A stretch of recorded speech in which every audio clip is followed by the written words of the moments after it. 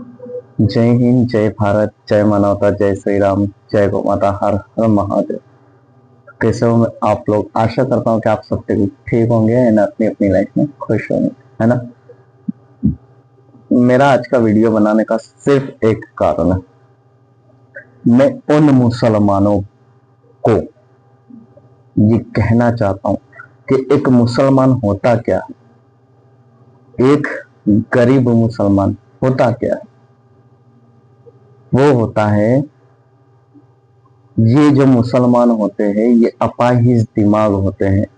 इनको सवाल करने का कोई हक नहीं होता, कोई भी हक नहीं होता। अगर इन्होंने कोई भी सवाल करा अपने मौलानाओं से, अपने मुफ्तियों से, अपने आलिम से या हाफिज कुरान से या हफ्स करने वाले से, तो कुरान के अकॉर्डिंग सवाल करने वाले पे भी मारना जायज है। सवाल करने वाले को सवाल नहीं करने देना चाहिए। अकल का दखल नहीं है कुरान के अंदर।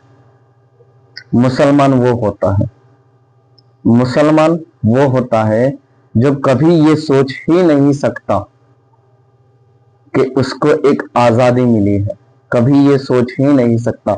जबकि मुसलमानों को कब्र के अजाब से, जहन्नम की आग से डराया जाता है, धमकाया जाता है।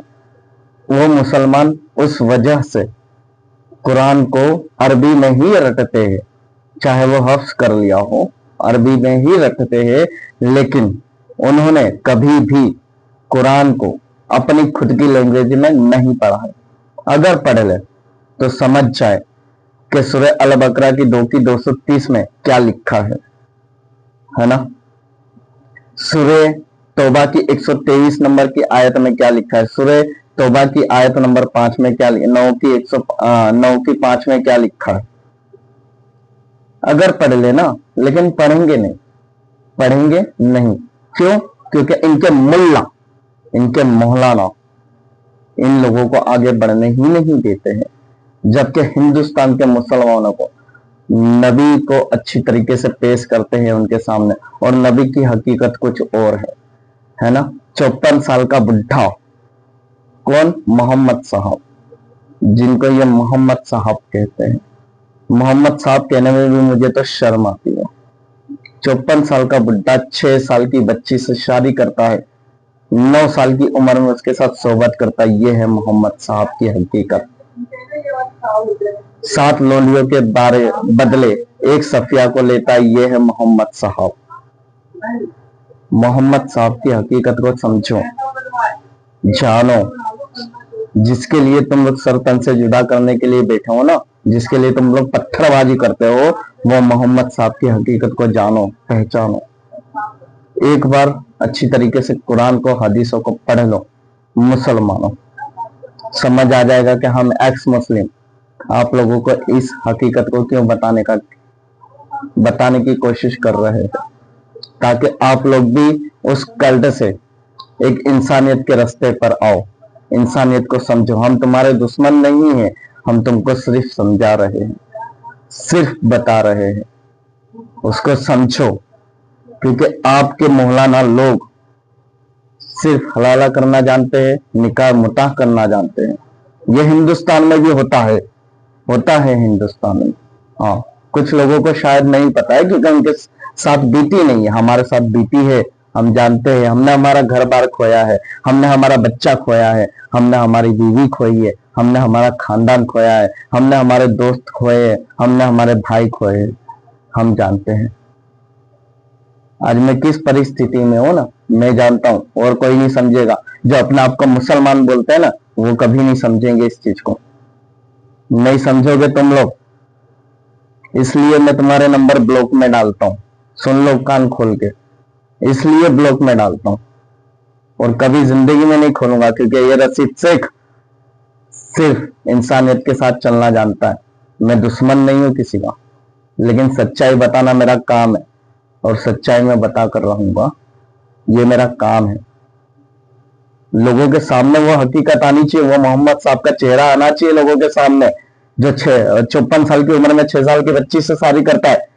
तुम्हारी बच्ची से शादी कर सकता है कोई 54 साल का बुढ़ा 6 साल की उम्र में? दे दो ना अपनी बच्ची, क्यों नहीं देते? अपनी बहू दे दो, क्यों नहीं देते हो? तुम्हारी खुद की बीवी दे दो तुम्हारे बाप को, क्यों नहीं देते हो? तुम्हारे मोहम्मद साहब ने किया, सही अल बुखारी की 1403 में किया ना।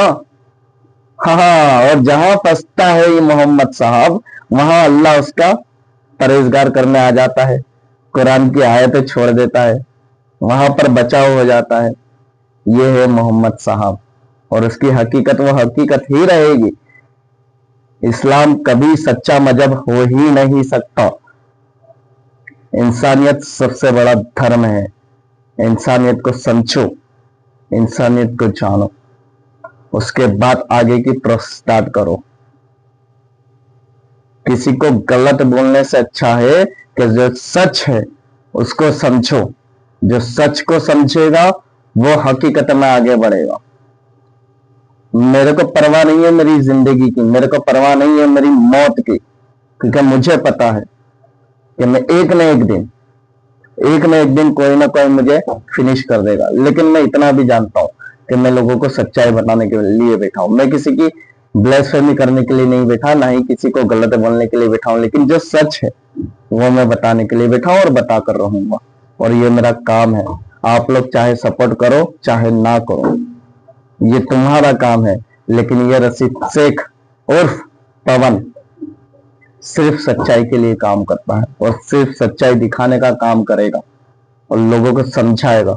बस मेरे सनातनी शेरों और सनातनी शेरनी बहनों, आप लोगों से मेरी यही गुजारिश है, यही प्रार्थना है, यही आराधना है कि आप लोग मुझे अपना सहयोग देते रहिएगा, ताकि हम लोग अच्छी तरीके से काम कर सके। चाहे कोई भी एक्स मुस्लिम हो, मैं नहीं, कोई भी एक्स मुस्लिम हो, उसे आपका सहयोग चाहिए। सहयोग के साथ स्ट्रीम को शेयर करना, वीडियो को शेयर करना, लाइक करना, कमेंट करना और शेयरिंग करना और सब्सक्राइबर बढ़ाना।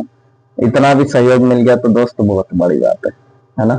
तो जय हिंद, जय भारत, जय श्री राम, जय गौ माता, हर हर महादेव।